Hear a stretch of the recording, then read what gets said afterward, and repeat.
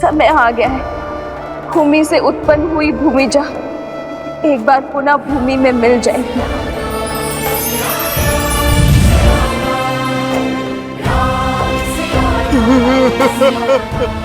अब सीता की मृत्यु उस विश्वास, उस उद्देश्य का अंत करेगी जिसे लेकर राम आगे बढ़ रहा है।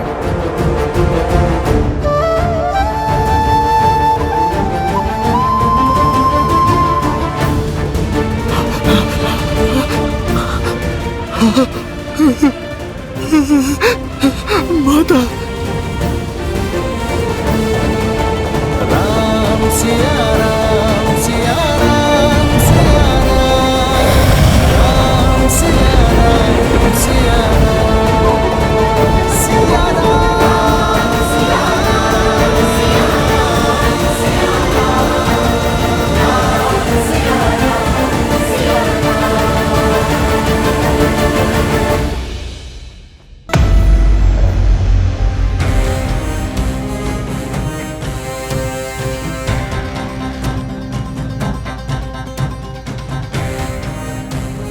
अद्भुत है मेरे इंद्रजीत का प्रण। कैसा लग रहा है संसार के सबसे शक्तिशाली सिंहासन पर बैठकर? जानता था मैं कि तुम असंभव को संभव करने की क्षमता रखते हो। तुम इस सिंहासन पर बैठने योग्य हो। आपका विश्वास उचित था पिताश्री। मेरी एक फुफकार ने राम और उसकी सेना के उद्देश्य और उसकी आस के सभी दीपक बुझा दिए। अब समय फुफकार का नहीं, हुंकार का है। राम और उसके मरकटों की सेना का मन और बल दोनों क्षीण है। उन पर जीत प्राप्त करना सरल होगा। तुम पुनः निकुंबला देवी के गुफा में जाओ और अपना अनुष्ठान पूर्ण करो। ऐसा विजय अस्त्र पाओ जिसके एक वार से राम और उसके मरकटों की सेना का नाश हो जाए। आप निश्चिंत रहिए पिताश्री। अब राम और उसकी सेना का अंत आपका पुत्र सुनिश्चित करेगा।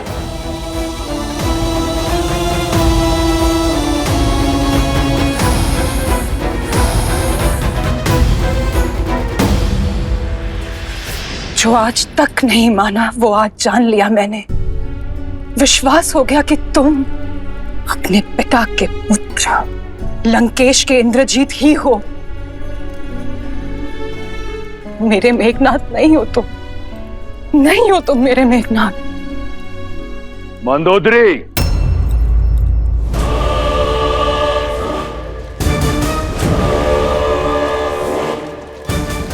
क्या तुम्हें इस बात का ज्ञान नहीं कि तुम कहां खड़ी हो? क्या कहना चाहती हो तुम? यही कि आज जान गई हूं लंकेश, अपनी जीत का डंका बजाने के लिए आप ही नहीं, आपका पुत्र भी मर्यादा की हर सीमा को लांघ सकता है। तुम अपनी मर्यादा की सीमा मत लांघो और मेरे पुत्र और उसके विजय के पथ में बाधा मत डालो। ये जानते हुए भी कि इस माँ की आंखें अपने पुत्र को अंतिम बार देख रही हैं। मंदोदरी, स्मरण रहे कि तुम एक माता हो।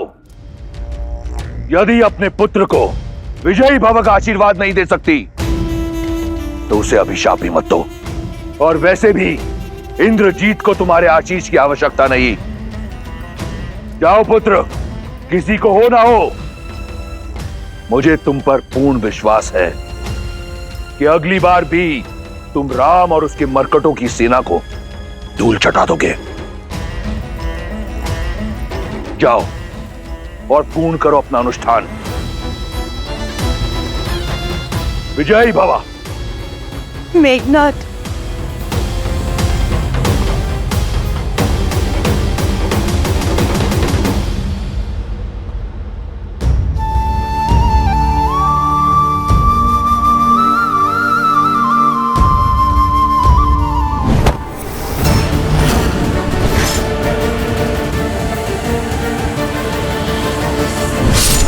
सत्य नहीं है, ये मिथ्या है। राम है प्रभु। ये माता सीता नहीं, माया का जाल था, माया का जाल। उचित कहा था आपने प्रभु, देवी के परम उपासक इंद्रजीत को यह शोभा नहीं देता। काका हूं मैं उसका, उसे भली भांति जानता हूं कि इंद्रजीत कभी भी एक स्त्री को उसके केश से पकड़कर खींच नहीं सकता, और उसकी हत्या करना तो बहुत दूर की बात है प्रभु। ये भ्रम आपका होगा विभीषण जी। वो दुष्ट रावण का बेटा है, किसी भी निष्ठा पर उतर सकता है, और इसका प्रमाण हम सब ने युद्ध भूमि में देखा है। अन्ना, मैं भी यही चाहता हूं विभीषण जी की ये बस माया मात्र है, परंतु इस सत्य को कैसे झुठला दूं मैं? पहले मुझे भी यही लगा कि ये सत्य कैसे हो सकता है, ये निश्चित रूप से माया है ये, परंतु भाभी मां के स्वयं भाभी मां के स्वर सुनकर मुझे विश्वास हो गया है कि उस इंद्रजीत का किया हुआ ये पाप सत्य ही है।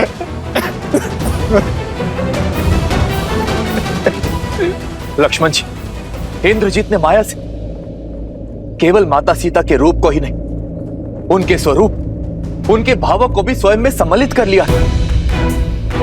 और आप भी सोचिए प्रभु, जिस रावण ने माता सीता के लिए अपने योद्धाओं की बलि चढ़ाई, अपने भाई का अंत होने दिया, अपने पुत्र को खोया, क्या वो अकस्मात माता सीता को जाने देगा? नहीं प्रभु नहीं। मैं बचपन से अपने भाई को जानता हूं। रावण भैया अपने प्राण दे देंगे, किंतु माता सीता पर आंच नहीं आने देंगे। वो केवल एक मायावी रूप था प्रभु, और कुछ नहीं। आज उनके सामने जो घटना हुई,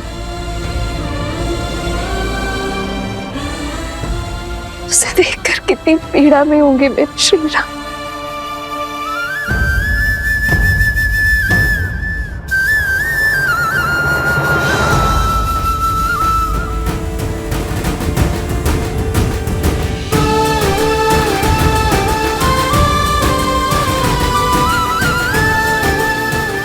किंतु मुझे पूरा विश्वास है,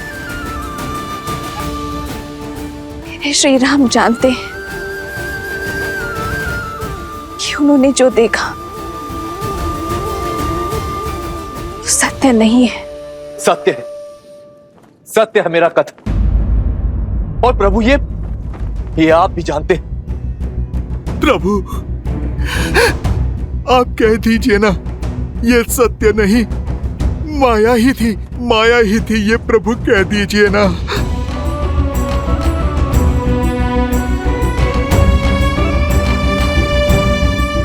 हाँ भाई,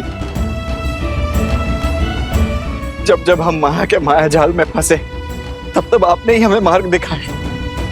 आपको स्मरण है, ताड़का के पुत्र मारीच और सुबाहु भी जब हमारी माता का रूप धारण कर हमें माया जाल में भ्रमित करने आए थे, तब आपने ही उनका भेद समझा था। इंद्रजीत के प्रत्येक माया जाल की काट आपने खोजी है भैया। मुझे पूर्ण विश्वास है कि इस बार भी आपने इस माया को अवश्य देखा होगा। कह दीजिए ना भैया, एक बार कह दीजिए कि ये भी बस एक माया ही है। प्रभु, आप हमारा बल है, संबल, और यूं आपको टूटता देख हमारा साहस भी टूट जाएगा। अपना मौन तोड़िए प्रभु, और बताइए सबको कि सत्य क्या है।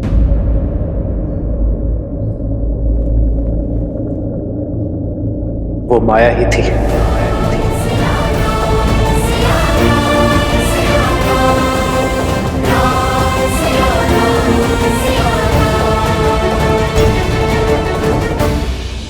आज आपने जिस नीचता का परिचय दिखाया है, जितने मेघनाथ से घोर पाप करवाया है लंकेश, उसके बाद मुझे भय है कि कहीं वासुकी का श्राप फलित हो गया तो। नागराज वासुकी, तुम्हें यह श्राप देता हूं कि जिस प्रकार तुम्हारे पिता के आदेश से मेरे लोग मर रहे हैं, वैसे ही एक दिन तुम भी अपने पिता के आदेश से ही मृत्यु को प्राप्त होगे। एक भयभीत स्त्री से ऐसे कटु शब्दों की ही अपेक्षा थी मुझे। जो मैं कर रहा हूं वो नीचता नहीं, रणनीति है। नीचता वो है जो विभीषण लंका के वीरों के साथ कर रहा है। आपकी आज्ञा ने जो मेघनाथ से घोर पाप करवाया है लंकेश, माया ही सही कि तुम एक स्त्री के रूप की निर्मम हत्या का पाप हुआ है उससे। कहीं आपकी अगली आज्ञा उसके अंत का कारण ना बन जाए लंकेश।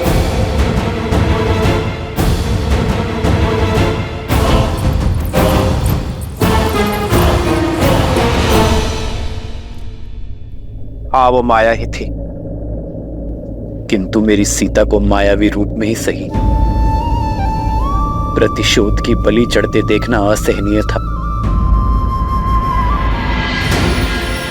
प्रभु, जिसने आपको और हम सबको ये असहनीय पीड़ा दी है, मैं अभी इसी क्षण उसे भूमि में मिला दूंगा। उसके अस्तित्व का अंत कर दूंगा।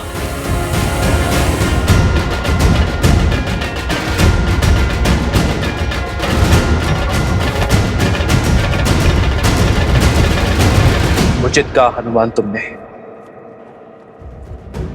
अंत आवश्यक है।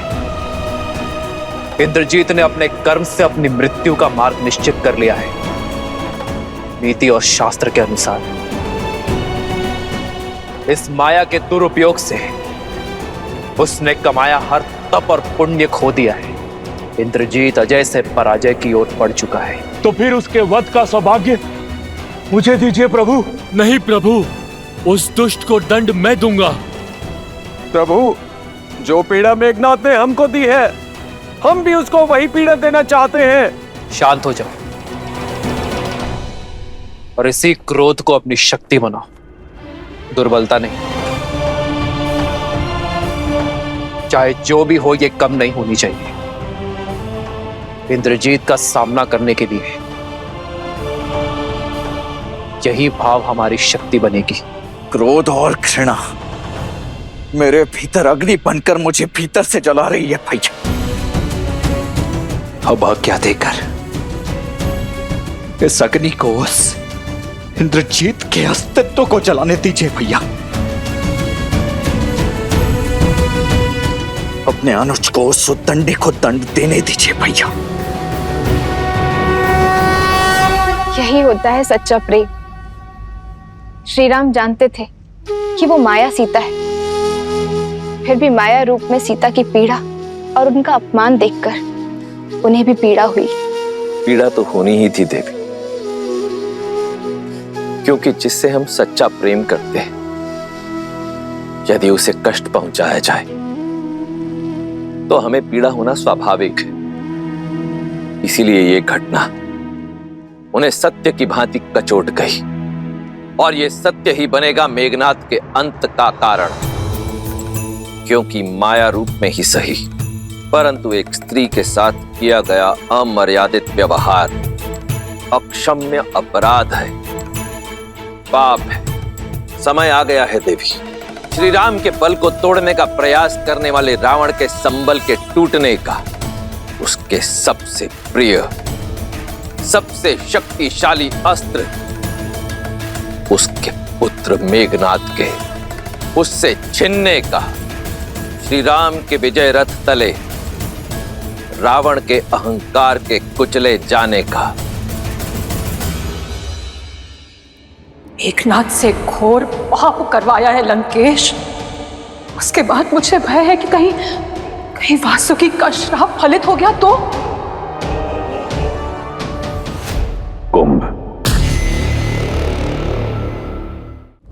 मैं जितना रावण को जान पाया, यह योजना उसी की है। पहले इंद्रजीत को भेजा हमारा साहस तोड़ने के लिए, और अब हमारा टूटा हुआ मनोबल मिट्टी में मिलाने के लिए।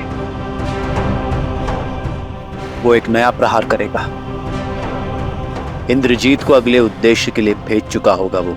ठीक कहा प्रभु, अवश्य ही इंद्रजीत निकुंबला देवी के यज्ञ में बैठ चुका होगा।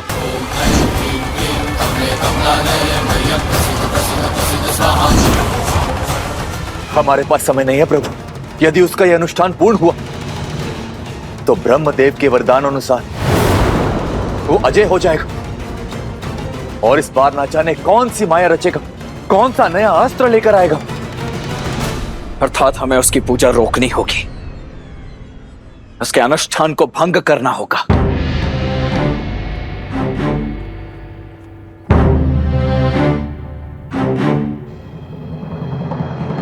परंतु किसी की पूजा भंग करना, उसमें व्यवधान डालना अधर्म है, राक्षसी कर्म है। यही सोच रहे हैं ना आप भैया? आज तक ये युद्ध हम पूर्ण मर्यादा के साथ लड़ते आए भैया, परंतु शत्रु जब मर्यादा की समस्त सीमाएं लांघ जाए तो क्या शत्रु को हम मर्यादा की अवहेलना करते देखते रहे? गरिमा को तार तार होते ताकते रहेंगे? धर्म को रोकने के लिए अधर्म का बल अर्जित कर रहा है वो भैया। इंद्रजीत की पूजा निश्चित रूप से हमारे उद्देश्य को, धर्म के पथ को धूमिल कर रही है और हमें उसे रोकना ही होगा भैया।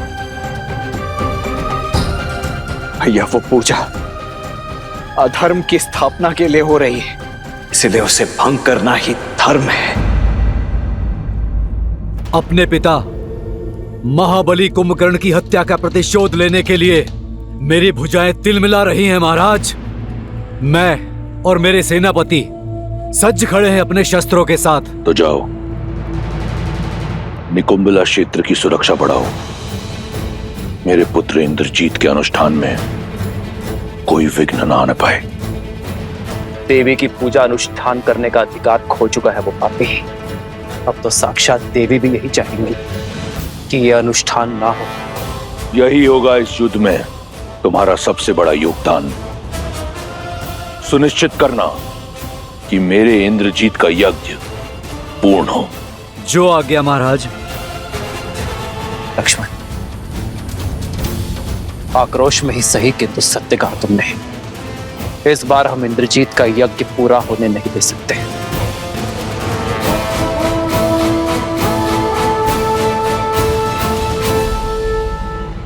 ओम ह्रीं निकुंबले सर्वशत्रुस्तंभ्यबाद्य बाद्य फट।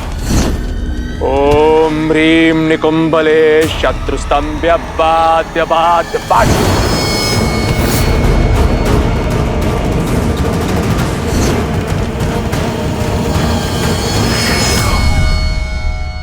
एक बार निकुंबला स्रोत का जाप कर इंद्रजीत ने 108 आहुतियां दे दी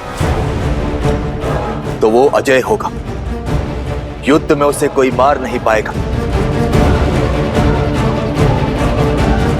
हमें उसकी आहुतियां पूर्ण होने से पहले ही इस यज्ञ को भंग करना होगा। ओम ह्रीं निकुंबले सर्वशत्रुस्तंभ्यबाद्य बाद्य फट। विभीषण जी, आप केवल उस दुष्ट तक पहुंचने का मार्ग बताइए। उसके लिए 3 पड़ाव पार करने होंगे। सबसे पहले प्रेत घाटी पार करनी होगी, जिसकी सुरक्षा स्वयं भूत प्रेत करते हैं।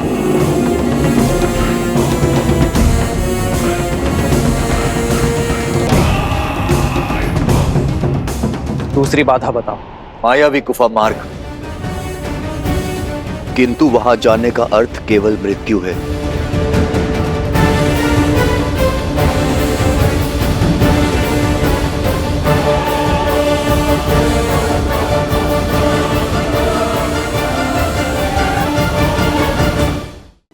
विभीषण जी, आप केवल उस दुष्ट तक पहुंचने का मार्ग बताइए। उसके लिए 3 पड़ाव पार करने होंगे। सबसे पहले प्रेत घाटी पार करनी होगी, जिसकी सुरक्षा स्वयं भूत प्रेत करते हैं।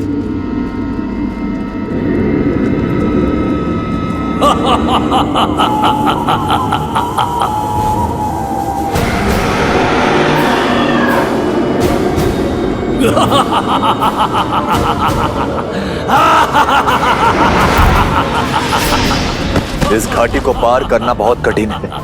ये प्रेत अस्त्र से तन पर नहीं, भय से मन पर प्रहार करते, और जो भी भीतर जाता है उसे तार तार कर देते। पिशाचों का अंत करने वाला महावीर अब प्रेतों से भी हमारी रक्षा करेगा। हनुमान, सर्वप्रथम प्रेत घाटी में तुम ही प्रवेश करोगे। मौन प्रेतों, हम महाबली लंकेश की सेना है, कुमार इंद्रजीत की रक्षा के लिए आए हैं। मार्ग दो हमें। विभीषण, दूसरी बाधा बताओ। मायावी गुफा मार्ग। सावधान, ये मायावी मार्ग है। यहां रखा एक अनुचित पग सदा सदा के लिए तुम्हें ब्रह्मांड के अनंत विस्तार में ढकेल देगा। एक वही है जो हमारा मार्गदर्शन करेगा। सोनीतक्ष,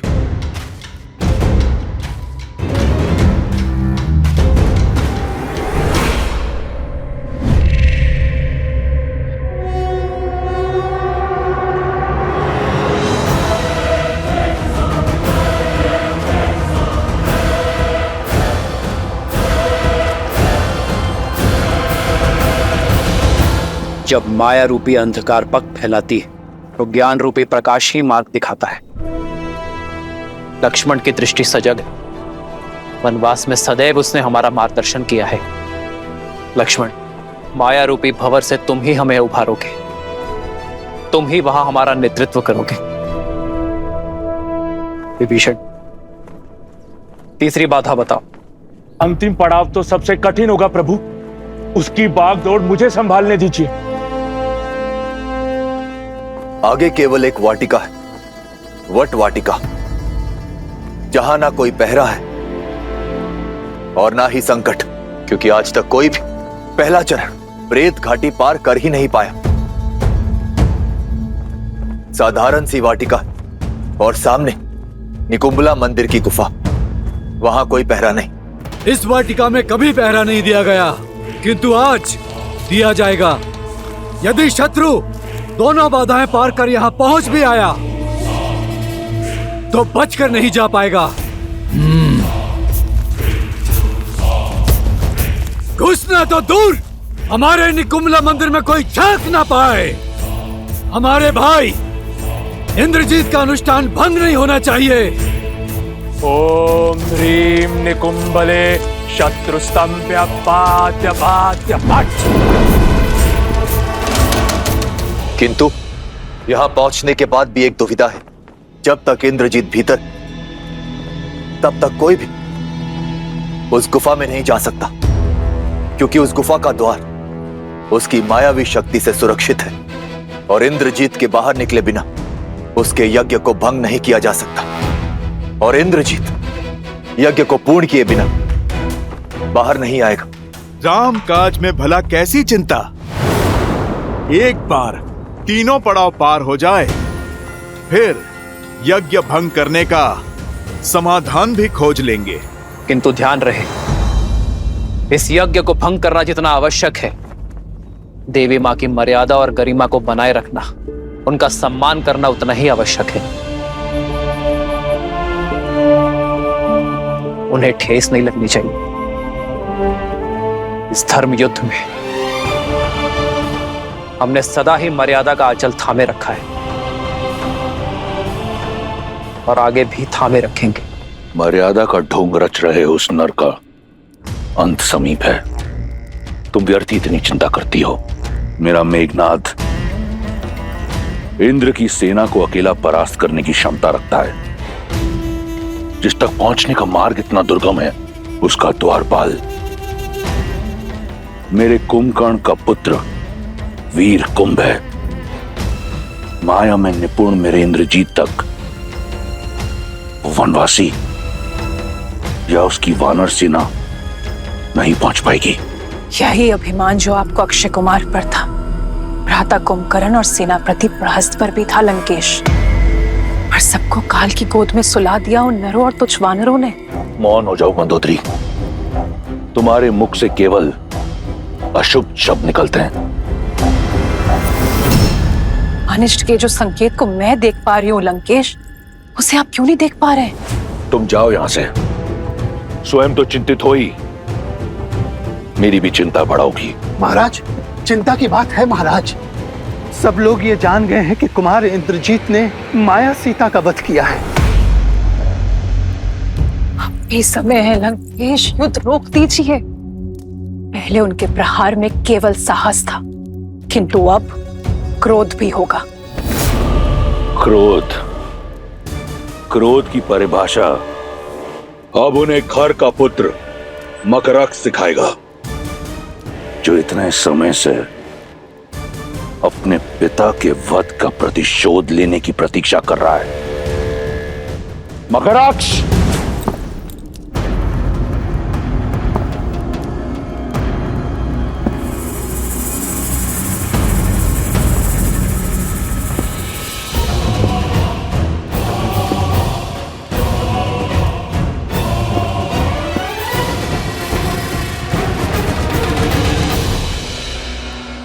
लगता है वो क्षण आ ही गया जिसके लिए आपने मुझे रोक रखा था। अच्छा लगा ये देखकर कि तुम्हें अपने पिता खर और चाचा दूषणकांत स्मरण है।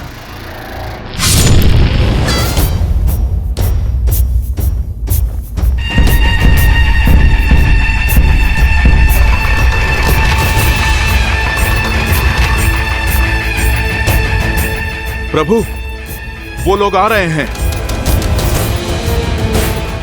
वही हुआ जिसका भय था।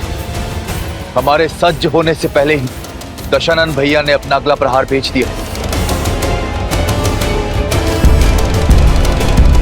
हमें शीघ्रता दिखानी होगी। तुम संहार करने के लिए आतुर थे ना, और आप सब भी इंद्रजीत को उसका दंड देना चाहते हैं ना, तो जाओ और लक्ष्मण के साथ जाकर कर लो अपनी इच्छा पूरी। हनुमान और विभीषण, आप हमारी योजना जानते हैं। शीघ्र अति शीघ्र इंद्रजीत की ओर बढ़िए। मैं यही रहूंगा। किंतु प्रभु, आपको ऐसे अकेला बिना सेनापति के कैसे छोड़ सकते हैं? न जाने रावण किसको भेज रहा है। अब यदि रावण स्वयं आ जाए अपनी सेना लेकर, तो भी मैं अकेला ही उसका सामना करने के लिए सक्षम हूं। परंतु मुझे प्रतीत हो रहा है कि आपको वहां सेना की आवश्यकता पड़ेगी, क्योंकि रावण ने अवश्य ही वहां अपनी सेना तैनात की होगी। इसलिए आप सभी सेना लेकर इंद्रजीत की ओर बढ़िए। नहीं प्रभु, लेकिन ऐसे। किसने कहा मैं अकेला हूं हनुमान? मेरे पास आपकी आस्था और विश्वास की शक्ति है, और जामवन जी का मार्गदर्शन मेरे साथ रहेगा। मैं अकेला यहां रावण और उसकी सेना के साथ युद्ध करूंगा। उसे प्रतीत होना चाहिए कि हम व्यस्त हैं। आप सब प्रभु श्री राम पर विश्वास रखो। लंका का द्वार खुल चुका है।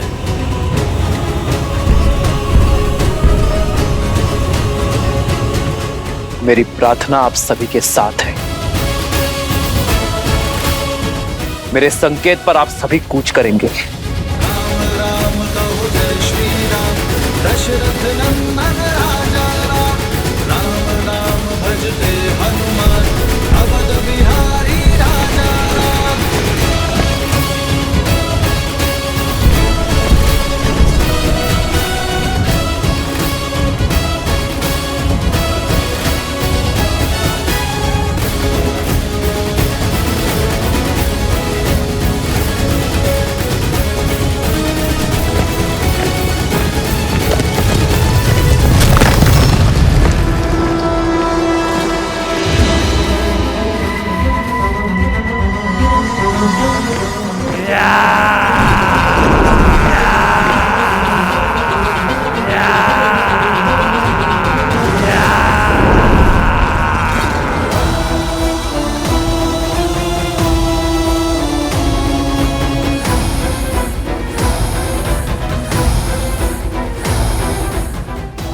शुक।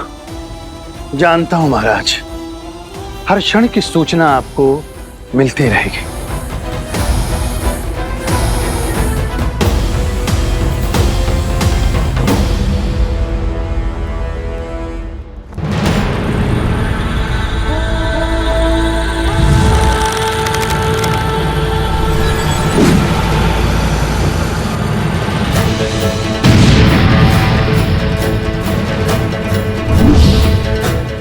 भैया का संकेत। चलिए लक्ष्मण जी। नल नील विभीषण अंगद जामवंत, सुग्रीव हनुमान भ्राता लक्ष्मण, वानरों की सेना अब तो तैयार है, श्री राम की करे जय जयकार है, धर्म के संग अधर्म के विरुद्ध है, ये युद्ध है, महायुद्ध है।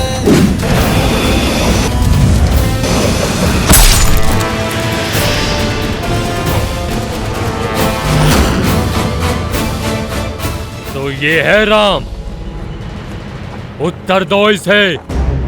ये देखो राम, ये उन योद्धाओं के खबर हैं जिन्होंने मुझसे द्वंद्व की भूल की थी। आज तक इनकी आपाल क्रिया नहीं हुई है, आज तक इनकी आत्माएं मुक्त नहीं हुई। आज इनमें अगला खपर तुम्हारा होगा, तथा कथित स्वयंभू नारायण।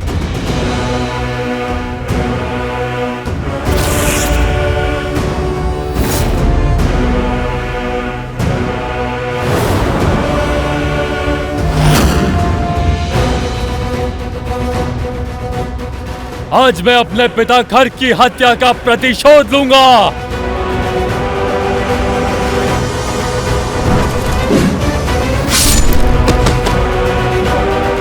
केवल बातों के ही बाण चलाओगे या युद्ध भी करोगे? अपने पिता की भूल से लगता है कुछ सीखे नहीं तुम। केवल 4 ही अंगरक्षक लाए हो। तुम्हारे पिता 14,000 अंगरक्षक लाए थे और सबको मार गिराया था प्रभु श्री राम ने, वो भी अकेले। लगता है इस ओर से किसी और योद्धा के आने की आवश्यकता ही नहीं पड़ेगी। तुम सबका संहार अकेले प्रभु श्री राम ही कर देंगे। ये 40 असुरों के समान है, मेरी असीम शक्तियों का प्रतिबिंब है। देखना चाहते हो?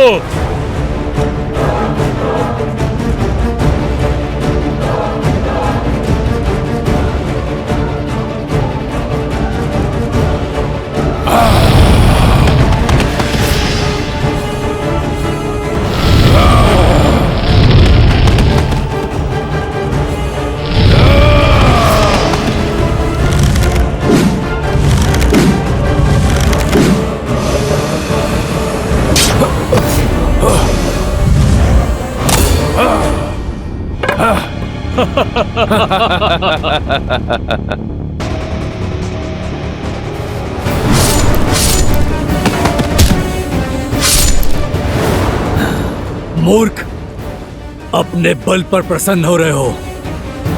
ये नहीं जानते कि प्रभु श्री राम जानबूझकर हानि रहित बाण चला रहे हैं, ताकि ये सब यहीं अटके रहे और वहां लक्ष्मण और उनकी टुकड़ी इंद्रजीत तक पहुंच जाए। यह है पहला पड़ाव, प्रेत घाटी।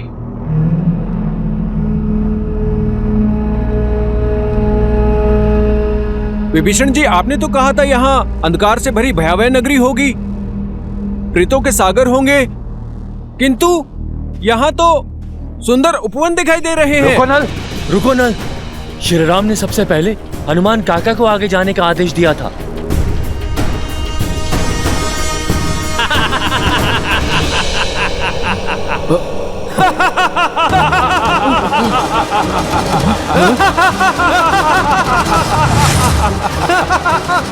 ओम ह्रीं निकुंभले शत्रुस्तंभ्य बाध्य बाध्य पट।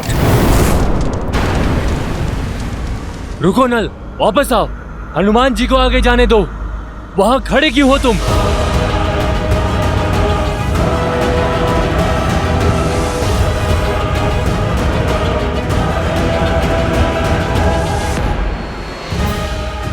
नल प्रेतों की चपेट में आ गया है।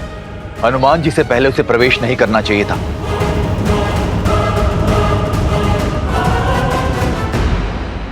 विभीषण जी, मैं जाकर देखता हूं।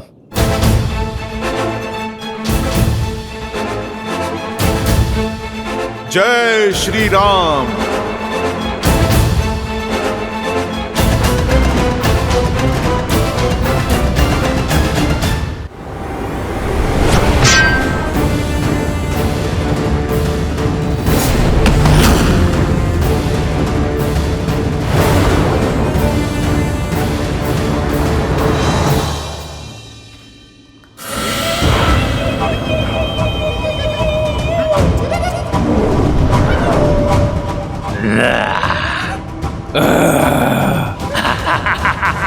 तुम सब प्रेत हो?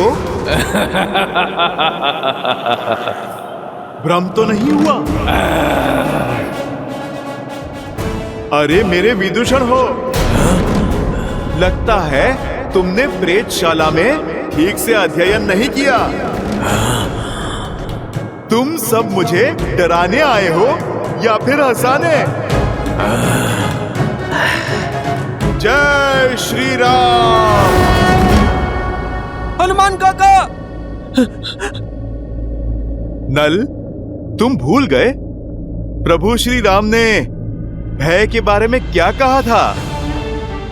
भय वो है जिसे हम नहीं जानते, किंतु जब जान लोगे तो वो भय नहीं रहेगा।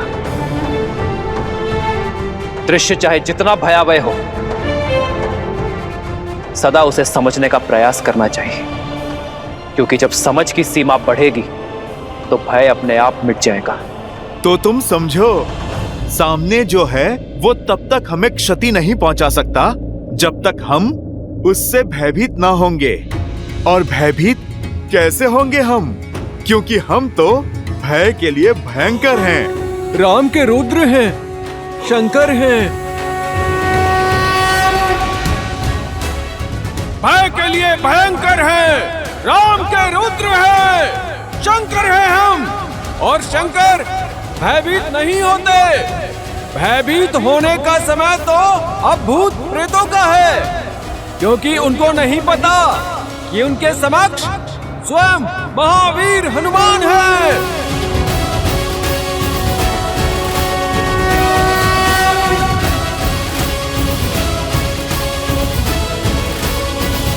जय श्री राम।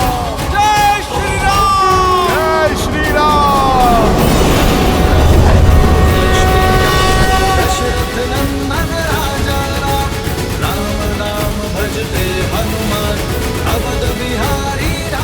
हनुमान ने हमारा मार्ग सुगम कर दिया है। आइए आगे बढ़ें।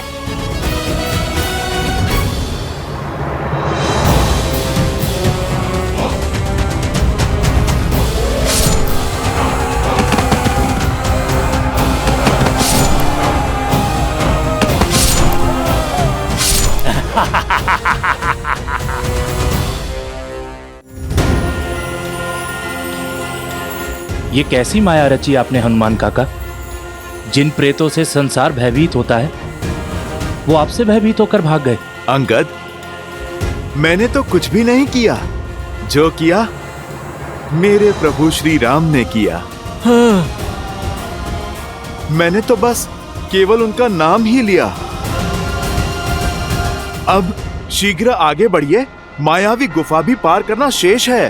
हाँ, इंद्रजीत का अनुष्ठान चरम सीमा पर पहुंचने से पहले ही हमें उस तक पहुंचना होगा।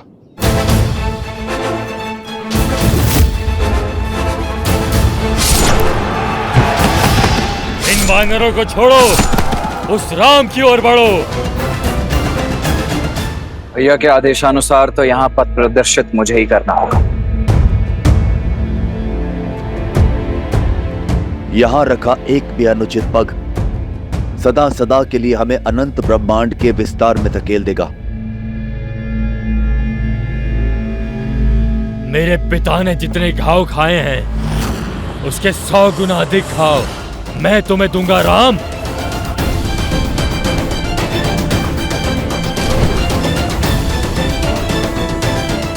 ये निश्चित रूप से एक भूल भुलैया ही है।